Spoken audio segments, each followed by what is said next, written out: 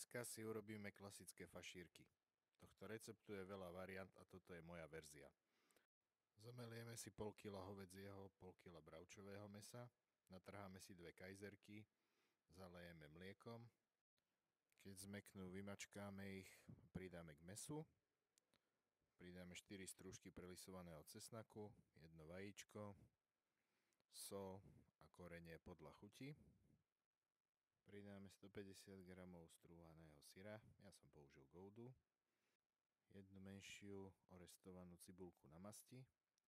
Najlepšie to premiešaš ručne a keď do toho zabudneš dať majoránku, tak sa v tom budeš musieť hrabať znova. Veľkosť fašírky si zvol podľa seba. Potri ich buď horčicou, alebo môžeš použiť klasický trojobal, ale až horčicou potri len z jednej strany a z druhej potom, keď už budú takto v strúhanke, rovnako ako je na videu. Na oleji, masti alebo prepustenom gymasle usmaž do zlatova.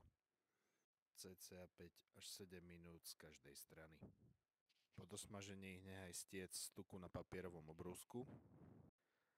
Skvele k tomu bude ako príloha ladiť zemiaková kaša, prípadne šťuchané alebo varené zemiaky, to už nechám na tebe.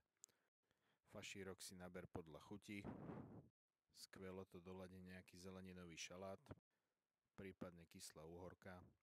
Vo finále kašu dozdob nasekanou petržlenovou vňaťou a dobrú chuť a vidíme sa na budúce.